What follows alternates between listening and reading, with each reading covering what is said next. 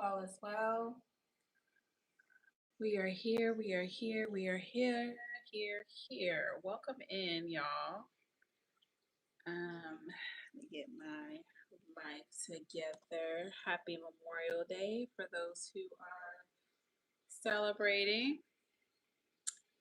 And I'm excited to be back, y'all. It's been some time. A lot to catch up on. A lot to catch up on. Where do I start, y'all? Yeah, these past couple of weeks have been crazy. Between midterms for school, I am getting down to the nitty gritty of my classes. I got 3 quarters left until I finish with my master's. Um, but that means that it is going to get harder and harder and more clients. So a lot going on these past couple of weeks. And my baby graduated from high school last Sunday. Yes. So, graduation party, graduation festivities, getting stuff ready for college, all of the things.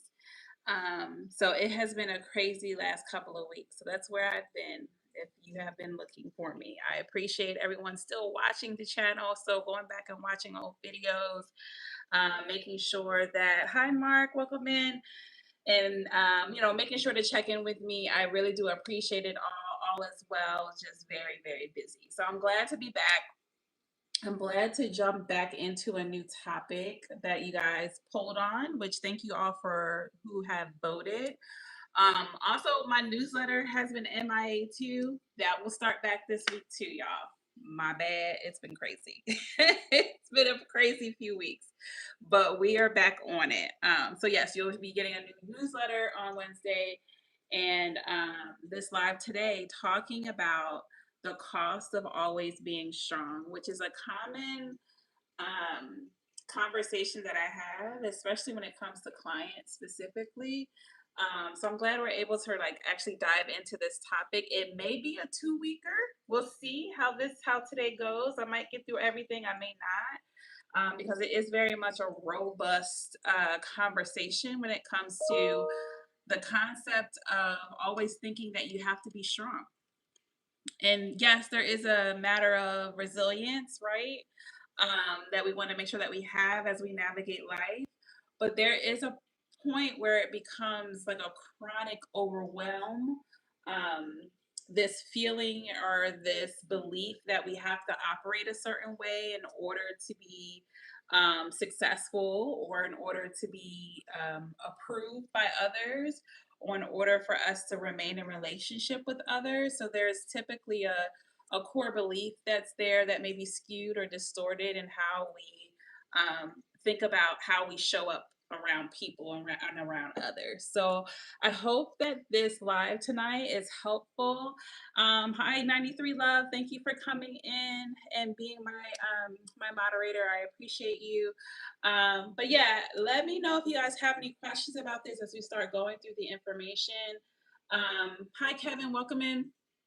We're going to talk through what the cost is first, like what that cost is of always being strong. I say that in air quotes. I'll talk about the several reasons why you may feel this way or why this may show up for you. And then I'll talk through what those hidden costs are or what they look like. And then from there, we'll talk about what you can do to change the pattern. What you can do to change the pattern. So there's 4 steps there, and then reflection questions. So like I said, it's a lot of information, so I may slow it down and do it a 2-parter, one this week and next week, just so that way I'm able to spend a lot of time on the information. But feel free to ask any questions that you may have. Um, okay, so let me pull this up here. Let me go back to the top. Okay, so yes, the cost of always being strong. Before we start, if this is your first time, my name is Debbie. I am a certified mindfulness coach as well as a pre-licensed therapist. Working on that licensure, we're getting there. I'm in internship right now. But when we're thinking about this particular channel, is mindfulness focus. So we talk about several different topics based off of what's polled. And then from there, I just got to give you guys some insight from what I have that you guys can take away. Usually there's reflection questions or affirmations that you can take away from this session or from the conversation. And I hope that today's topic is helpful. If you haven't already, please like the live, subscribe if you haven't already, because we do this live every Monday, Central Standard Time at 8 p.m. And participate in the polls if you wish to for future topics. And let me make sure I'm not missing anything. Yeah, that's it. So we're going to go ahead and dive in, y'all. We're going to dive in. And my voice has been going in and out, y'all, just so y'all know.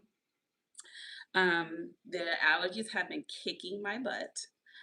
So some moments I'm a little nasally, some moments my voice is going in and out. So bear with me, okay?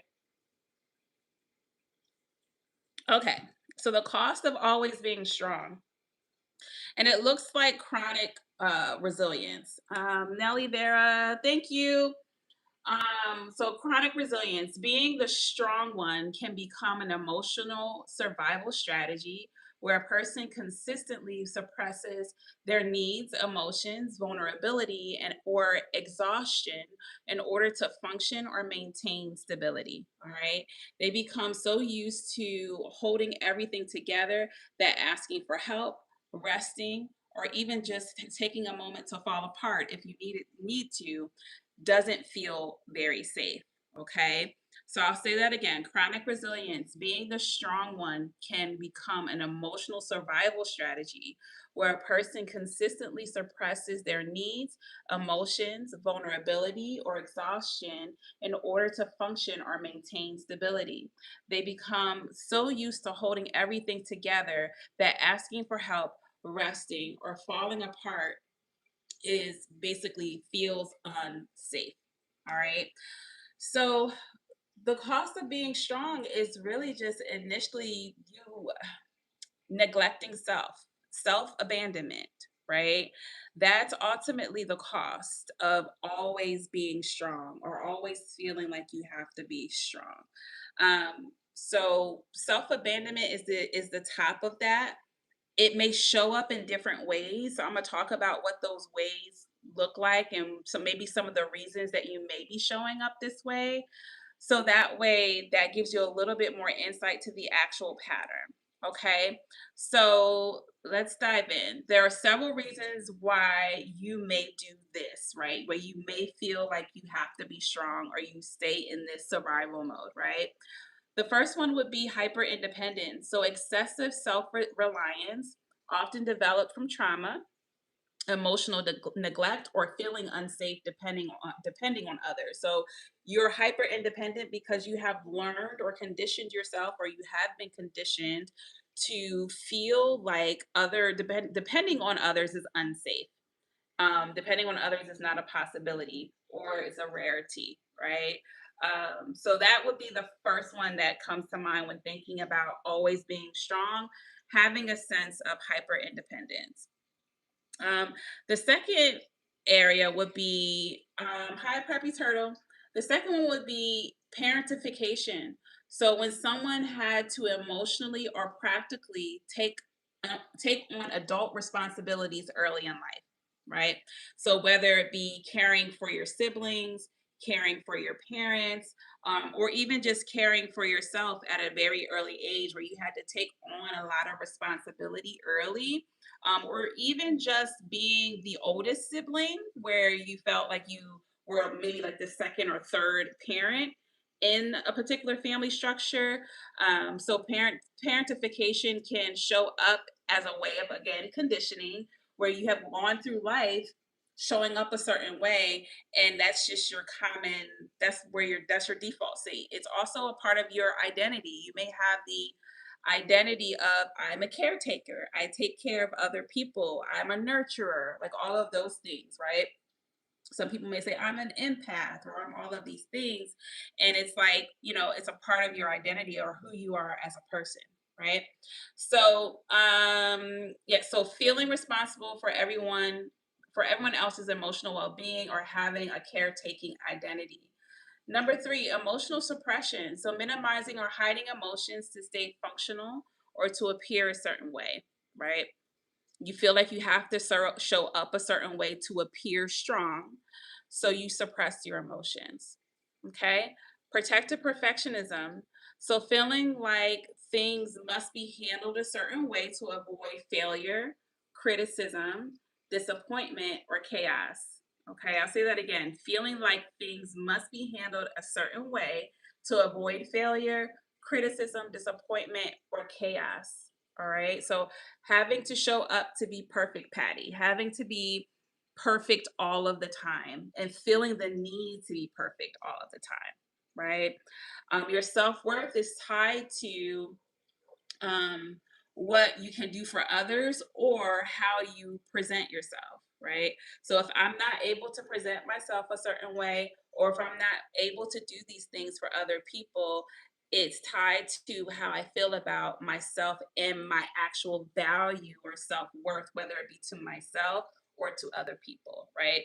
Some people feel like they are only valuable when they are doing something for someone else, and if I'm not doing something for someone else, then what value do I bring? Those are the questions that may come up, right? So just keeping that in mind, protective perfectionism is a perfectionism is another way that it can show up for you. Um, I'm not understanding your question, Mango.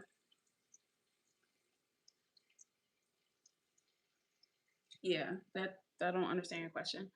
Um, please rephrase it, or if you playing, stop playing. Okay. Okay, so protective perfectionism is another one. Chronic survival mode. So survival mode is ultimately your default state. Typically, when you are in a state where you feel like you have to be strong all of the time for all of the people that are around you, regardless of what's happening, um, typically that's because you're always in that state. You're always in that frame of mind, right? So you have chronic nervous system activation where being strong becomes protective. Okay. So you're always in a state of protection, which to an extent, a lot of us are in that state, right? We feel like when we're navigating through life and when we're navigating through this world, we have to protect ourselves to an extent. Our brains are also wired that way. Your brain is designed to keep you safe, right?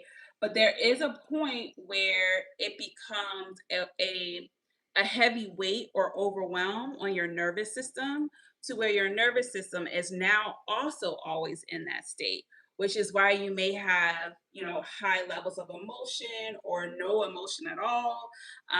You may have high levels of stress or high levels of anxiety, or many different moods where you're kind of like in a depressed mood and then in a relaxed state and back into the depressed mood, and you kind of go up and down. So that survival mode creates a need for protection. It also creates a need for control, right? And in that need for control, you're trying to manage your uncertainty, your emotions, the outcomes of things. You're trying to control people to reduce that anxiety and vulnerability that you feel internally. And because that's always consistent, you're always in that state of mind, right? That also leads me to fawning, which is a part of the fight or flight uh, trauma response, which is also fawn, which is staying useful, dependable, or emotionally accommodating to maintain safety and approval, which we've already talked about. Um, and then lastly, the cultural aspect of things, right? For men and women, there are cultural norms when and how we're supposed to show up in the world. And when we are not showing up in the world based off of these cultural norms, then we have a feeling of not being strong, not being able to present as a woman, or not being able to present as a man. And because of that, that creates an additional layer of stress. That's not even including the race or racial undertones, right? The strong black man or the strong black woman. All of these things show up in our and our beliefs on how we're supposed to be in this world and what strength actually looks like and what it should be. And when we're not able to show up in that way, oftentimes it's very unrealistic. When we're not able to show up in that way, it creates this sense of self-loathing or self-worth that starts to diminish or go down. So now we feel like we have to present in a certain way to stay there.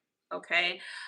So that goes back to women being expected to be nurturers or to self-sacrifice themselves in relationships, whether that be romantic relationships or friendships or in family.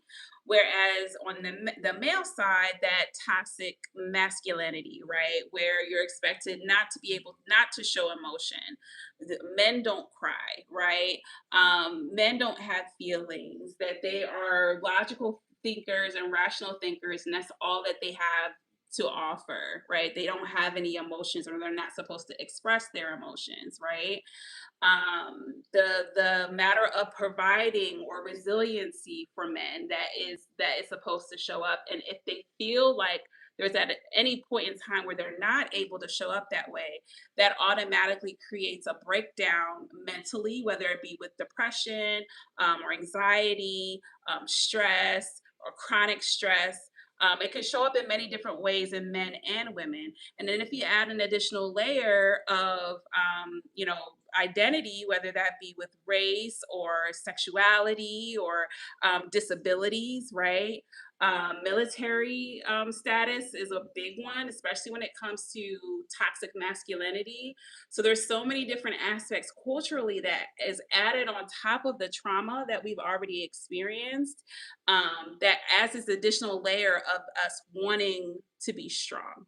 Okay. So those are the areas that I think that may show up the most. This not by any means all of the areas, but those are the ones that I would say are the core, could be the core reasons as to why you may have this thought process of I need to be strong or I need to remain strong all the time. So that was hyper independence, parentification, emotional suppression, protective perfectionism, chronic survival mode, fawning, and then cultural aspects. Okay. So what are the hidden costs, right? I'm gonna take a drink, y'all. What are the hidden costs? I hope this is helpful, y'all. Isn't temporarily suppressing emotions sometimes wise when emotions on both parties are intense in conversation? Absolutely. Especially when it comes to compartmentalizing, right? That's basically what that is. It's just kind of putting your emotions in a compartment, and so that way you're able to handle what's happening in front of you, especially for people who work in like high stress jobs, like when it comes to some people that may be a doctor or working in first response, working in security, like working in, all of these different aspects. There is an element of suppressing or compartmentalizing so that way you can handle the things that you have to do. Even as a parent, you oftentimes have to compartmentalize as your children are navigating their emotions. You sometimes have to suppress your emotions in order to help them to manage theirs. The difference is sometimes we put things in these compartments and then we never go back to deal with them, right? And so now you have all of these compartments building up to the point where they kind of explode because there's so many built up over time. And so it's not to say that you can't suppress for a moment in time, but making sure to go back and dealing with those emotions and processing those emotions so that way it's not building on top of each other. It's kind of like when you're on your laptop and you have a bunch of tabs open, and then your computer and everything just starts to slow down and not operate well because of the fact that you have all of these tabs open, and a lot of that doesn't start to change or alter or get better until you start going through and dealing with all of the tabs and just starting to X all of the tabs out, right? It's the same with our emotions. Some of us have a lot of tabs open in our brain when it comes to our emotions, especially when it comes to our nervous system. And so when you compartmentalize, you have to go back and start closing out the tabs. Otherwise, it's going to overwhelm the system. I hope this was helpful, y'all. Um, oh, great. Thank you, Sci Fi Fan. I appreciate you. No, I do not, Trisha. I don't know that song, but I can definitely go back and listen to it. I don't know that song. But yeah, so I hope this is helpful. And Mark, I hope that answered your question. Let me know if there's any other questions in the comments, y'all. Okay. Okay, so what are the hidden costs? What are the hidden costs of always feeling like you have to be strong? Um, Hi, kitty kitten. Uh, some things just go under the bridge and don't need reopening. Is that true? It depends. It depends. I feel like there are situations where they're very traumatic, and at a certain extent they don't need to be reopened over and over and over again. I think what is most helpful is understanding how those traumatic experiences impact you today, right? And dealing with the today and what that and how that shows up for you today. There are traumatic experiences that people don't necessarily have to keep revisiting, because it then turns into re-traumatization, where it's as if you're experiencing it all over again. But there is an element of going back to the past to understand how those past experiences are still causing a mental breakdown currently, and how you're able to move past that situation in the now, right? So yes, I think there is sometimes where things happen, things you can't change, things that you don't necessarily have to go back to visit, unless it's currently impacting how you operate now. What are your thoughts on shadow work? Is that the best way to deal with these traumatic experiences?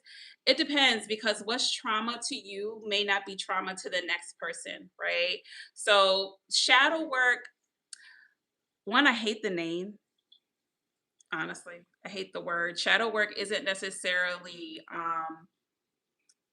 something that I practice in a way that it's explained as far as like the framework, but there is an element of it that's important. But then I also feel like there's an element of it that to where it goes so far where it creates more anxiety or more harm. So yeah. Yeah, I hate the name. I don't think that you have to, based off of what you're trying to accomplish, you don't necessarily have to do shadow work. Like, it's not a necessity. I think what the necessity is understanding, again, like understanding how your past impacts how you show up today, not just as you're within your behaviors, but also within your core belief system, and how you frame your thoughts, and how you show up as far as like your perspective of things. Because sometimes the way that you've operated in the past may show up in how you see situations now, right? So, for example, if I have a relationship, or I want to go into a relationship, and because of my past I self-sabotage relationships, right? It may be important to go back into those previous relationships and understand what happened and where the breakdown was, which is maybe the reason as to why there is a breakdown now with your current relationship, and why you may self-sabotage.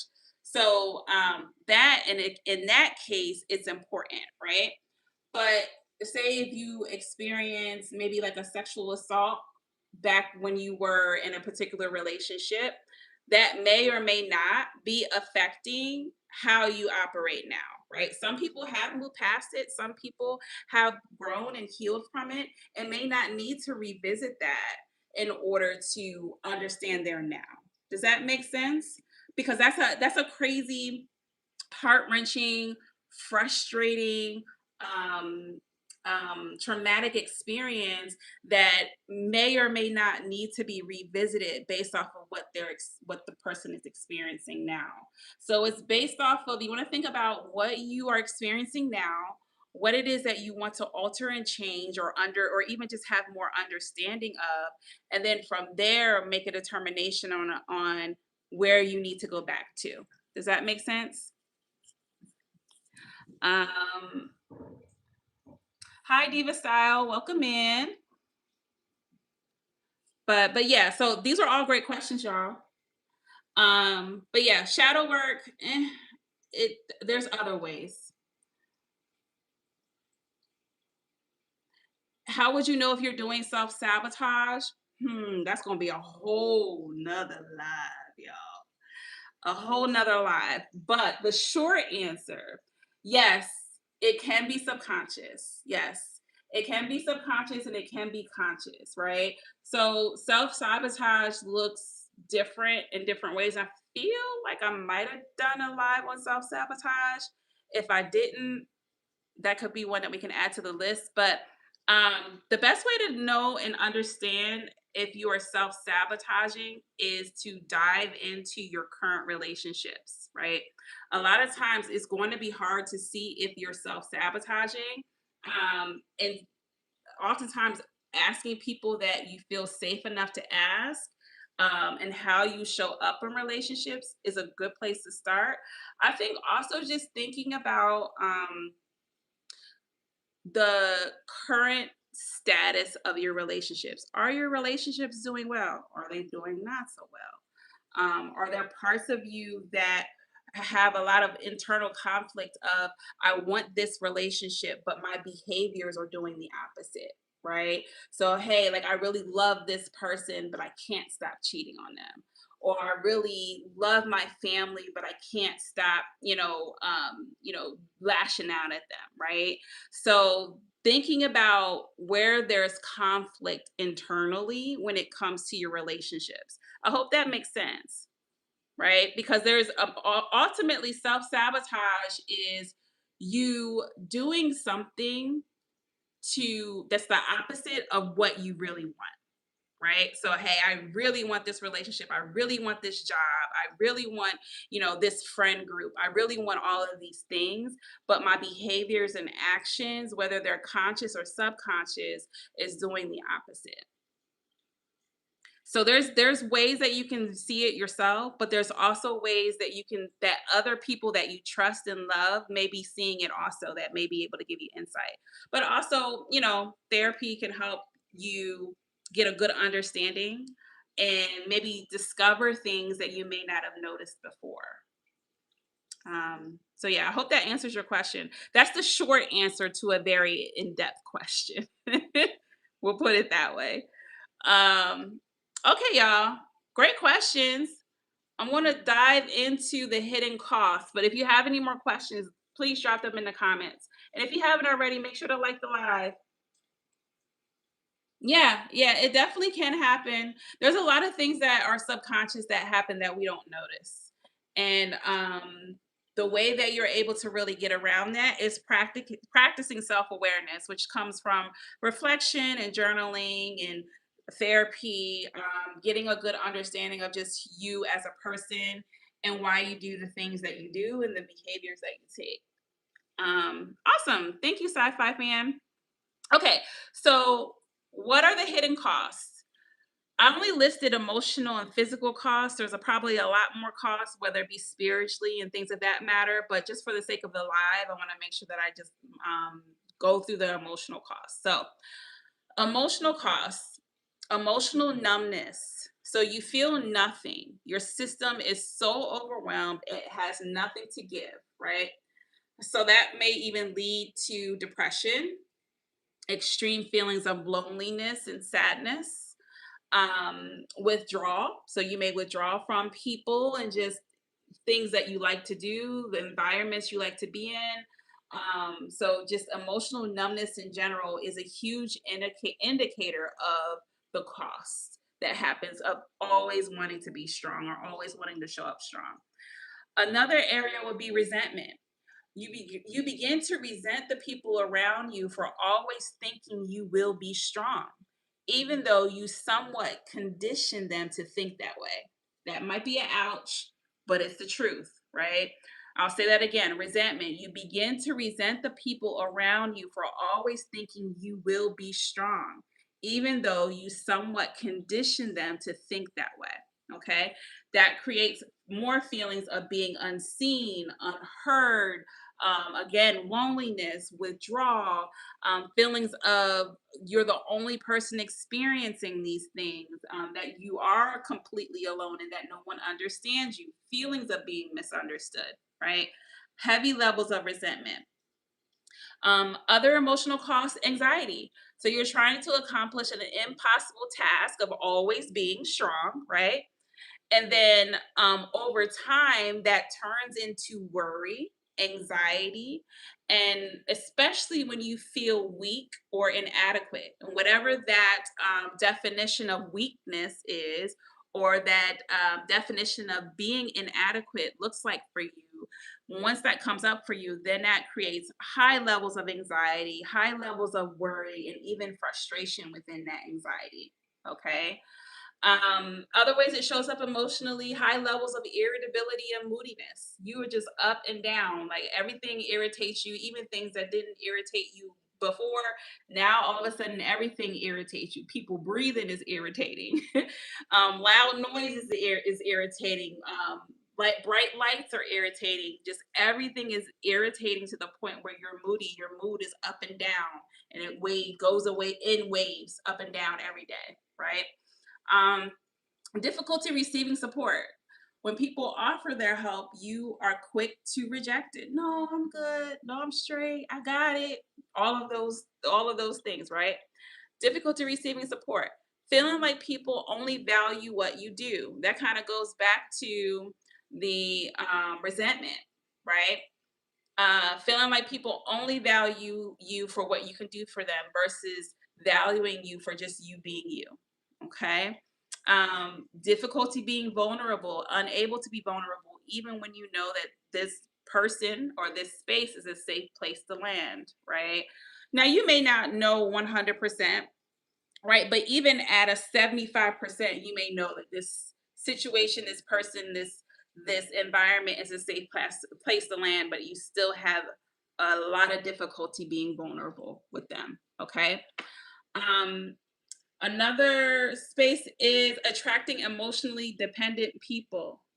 When you are always strong, you are automatically going to attract needy people, and you're going to be surrounded by needy people, and it's going to tire you out because of the fact that you are that person that's willing to be strong, that's willing to be giving, that's willing to be even there's even that element of jealousy that happens with people that are very strong, where dependable people want to be around someone like that, so they kind of attach themselves to you, and exhaust you, right? So attracting emotionally dependent people.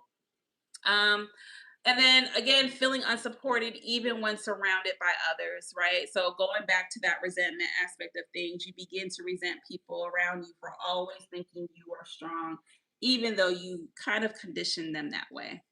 Okay. Because of the fact that you're always strong. They've never seen you be vulnerable or have a bad moment.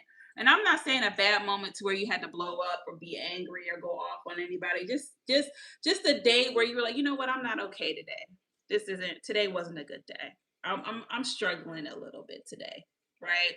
They've never seen that from you. So their automatic response is like, oh, they're good. They're straight. They don't need my help. They're good, right? They're always strong. They always pull through. They always do the right thing. They always, right? And over time, that becomes a conditioning where you condition your family, you've conditioned your spouse, you've conditioned your children, you've conditioned everyone around you to think of you as a strong person. And when it's not a strong state, right? When you're not in a strong state, when you're not that strong person, you have nobody really that you can go to say, you know what? I'm not doing good. I need help. I need support here, right? I need a moment. I need to rest, right? So keeping that in mind. So those are the emotional costs. Some of the physical costs, where we at? Where we at? 34 minutes. Dang, y'all. Yeah, we're gonna have to make this two weeks. The physical cost. So physical cost of staying strong is really just stress, right? And stress shows up in many different ways. It shows up in the mind cognitively, it shows up spiritually, but it also shows up physically. More physical than you think that it would. So chronic fatigue, headaches, burnout, digestive issues, high cortisol levels, brain fog, difficulty concentrating, mental exhaustion, decision fatigue is a huge one. We're just tired of making decisions, and it's hard for you to make decisions. So there's a lot of uncertainty and confusion and lack of clarity that happens because you're tired of just making decisions, right? Sleep issues, so trouble falling asleep, walking throughout the night, light sleep, feeling exhausted even after sleeping, racing thoughts at bedtime, muscle and body tension, energy crashes, increased inflammation in the body, again, mood swings, effects, stomach pain, IBS symptoms, nausea during stress, appetite changes, digestive discomfort, gut issues. Um, Mark, honest vulnerability. Yes. Let me see. Appetite changes, discomfort, gut issues, compromise of the immune system, getting sick often, right? Slower recovery after sickness, chronic inflammation, high blood pressure, chest tightness. And that's not even including all of the diseases that are linked to stress, right? I mentioned high blood pressure, hypertension, heart issues. Um, there's a lot of immune what is it? Immune disorders? Is that what it's called? Immune disorders that are associated with stress, right? Even the memory, right? Forgetfulness is linked to stress, right? Which is ultimately what being strong all of the time leads to. That's the hidden cost. The hidden cost is ultimately stress. It may show up in different ways in different people. It may show up at different seasons. It may be different levels of stress at different times, but that's ultimately the hidden cost is heavy levels of stress. Okay, immune deficiencies, absolutely. Vitamin D levels, okay, iron levels, all those things, okay, magnesium levels. Um, it shows up in so many different things. And then it's also thinking about the mind gut connection, how the gut and the stomach is ultimately called the second brain, right? And if you think about your system, your nervous system is connected to your stomach and is also connected to your brain. And I know I've talked about this before, but when it comes to stress or when it comes to your emotions, it filters from the brain into your nervous system, and your nervous system just kind of spreads it out to your body. So if your brain has a threat, your amygdala, which is the part of your brain that's called your threat detection, where it alerts your brain that there's a threat, whether it's a actual threat or a perceived threat. It could be just you thought something was threatening, and now all of a sudden your body has a response. It gives your brain has this alert signal in the amygdala. It's sent down through your nervous system, and then your nervous system that begins to activate, and that then disperses it to your body. So then that's why when you have stress, your heart starts to palpitate, or your throat starts to get clenched, or your fist starts to clench, or your feet start to tingle, or you start getting a heat rush down through your body. It's because your brain is alerting your body that there's a threat. Now, when it comes to stress and chronic stress, your amygdala starts to, I don't want to say it expands because it doesn't necessarily expand, but it starts to activate more often to the point where it's your brain's default state. And then what happens is your amygdala starts to be the first point of contact versus your prefrontal cortex, which is the part of the brain which is rational thinking, decision making, like all of those things. So the amygdala starts to be in the forefront and your prefrontal cortex is in the background, right? So if you're in that state all of the time and that's your consistent state, then your brain and your body and your gut is always in that state. Now think about that, right? Your brain, your body, and your brain, your nervous system, and your gut is always in that state. That means that your whole body is stressed consistently, and that's its default. That's how you wake up. That's how you navigate the day. That's how you go to sleep, all of the things, right? So that's why it shows up in the body in the way that it shows up, because of the fact that everything is connected. Everything is what's the song? Your head bone, all your bones connected to your side bones, whatever. But that's how it shows up. Yes, so it is related to fight or flight. So when it comes to your nervous system, that's where you get the fight, flight. What is it? Fight, flight. What is it? Freeze, fawn. Okay, because it's not just fight or flight. It's fight, flight, freeze, fawn. So fight is where you fight back. Flight is where you run. Freeze is where you stay where you are, you can't move, you're immobile. And then fawn is the people pleasing aspect of it. So you try to go into action and you go into this mode of this strength, I'm strong mode, and you try to fix everything. So, yes, it's flight, fight, freeze, or fawn. There's also another way that I use with clients, actually more often, that I like a little bit better, which is called our window of tolerance, which is basically you end up in either a hyper arousal state, which is basically the flight response, or you end up in a hypo arousal state, which is the freeze response. And it's all kind of interlinked together. But yes, that's definitely where that comes from.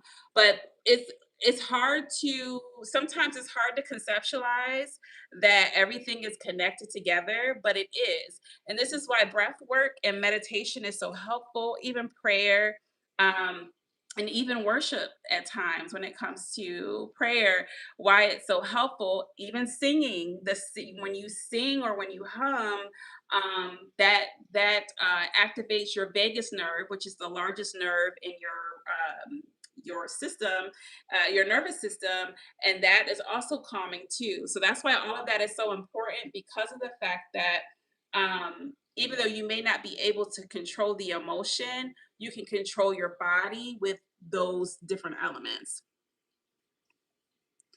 Yes, they all work together. It's all connected. It's all connected. And that's why I think people don't understand why breath work is so important, because breath work is the cheat code to all of that, right? So when you're and knowing and understanding your breath regulates your body, right? So if you take in a deep breath, say you're in a flight mode, and you take in a deep breath and then you hold your breath, your brain is going to automatically say, oh, wait, hold on. We're holding our breath. Something's wrong. What's going on? And then when you take a deep breath out, your body now is like, oh, we're okay. We're calm. So when it comes to breath work, that's why when we have you breathe in and you hold your breath for a couple of seconds and you breathe out and you do that a couple of times, it's telling your brain that you're okay. So it's telling the amygdala, the part of the brain that's the threat detection, that, hey, I'm okay. And that begins to calm and soften. And then the prefrontal cortex with decision making and rational thinking can then start to operate again. Okay. Not to say it wasn't operating, but there's, only one thing can do something at a time. And so one thing is going to take over the other. So it's a matter of having the prefrontal and the amygdala switch. Um, Yes. Yes, actually, absolutely. Fawn can definitely be where you're the begging, the giving in, just the passivity that happens sometimes with people pleasing. Yes, absolutely. You got it. And if you look up fight, flight, freeze, or fawn, you should be able to find like pictures of like what they all look like. But yes, they do have it. Perfect. Okay, so we're at 44 minutes, y'all. So I think what I'm going to do is save how you can change this pattern for next week. I told my sister earlier, I was like, listen, I feel like it's probably going to be a 2 weeker because this is a lot. And I was correct because this takes us directly to the next part. So next week, we'll talk about, we'll do a quick recap and then we'll talk about how you can start to begin to change this pattern. All right. There are 4 steps that you can take to start to change this pattern. Also, I'll give you some reflection and journaling questions to take away next week. So that way you have that to actually start to journal and start to gain some like a better understanding. But I think the last thing that I'll say is that even just in thinking about all of these things, right? We went through the several reasons that this may show up in your life. We went through the emotional cost and the physical cost of being strong, right? But just understanding that sometimes strength is resilience, right? Sometimes we have to be resilient in life. That's life. We get that. We understand that. But sometimes strength is what we learn to become because vulnerability didn't feel safe. And that can create mental disturbances that are hard to navigate, like the fight or flight or freeze or fawn responses, like the heavy fatigue, like the decision fatigue, like depression, like anxiety, like low self worth, right? That's how all of these things show up.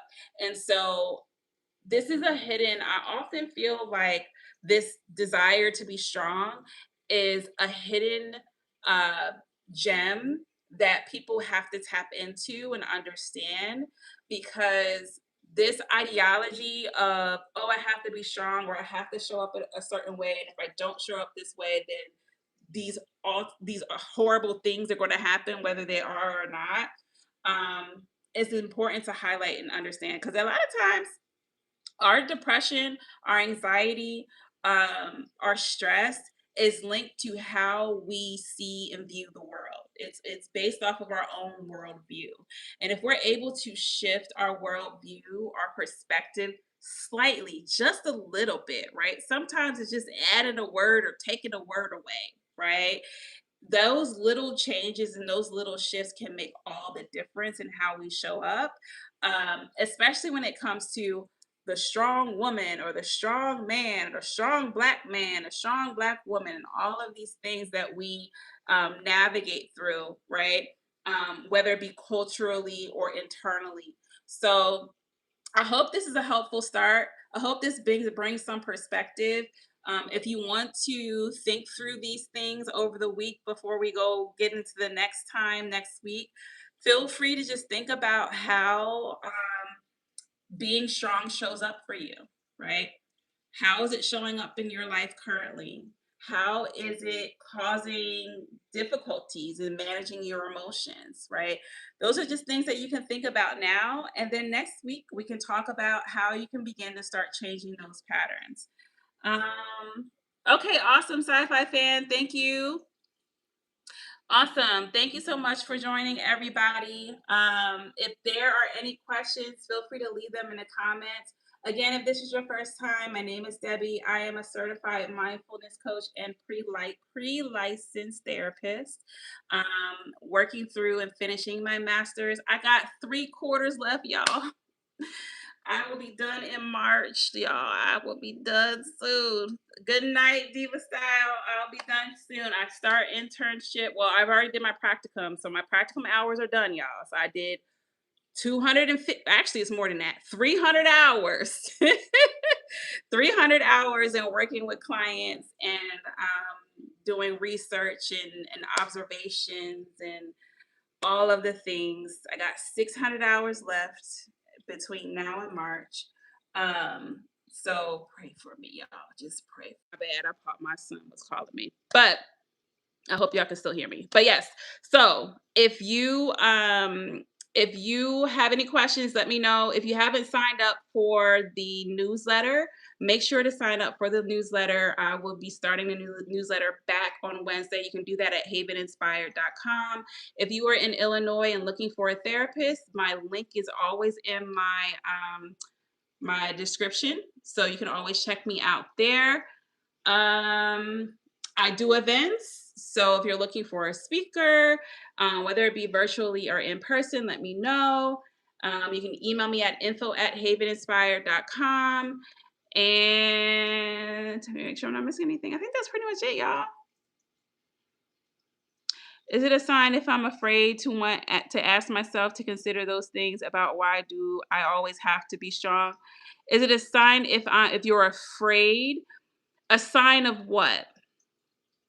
It may be a sign of just fear, just fear of facing the truth, because a big element of understanding all of these things is to be honest with yourself.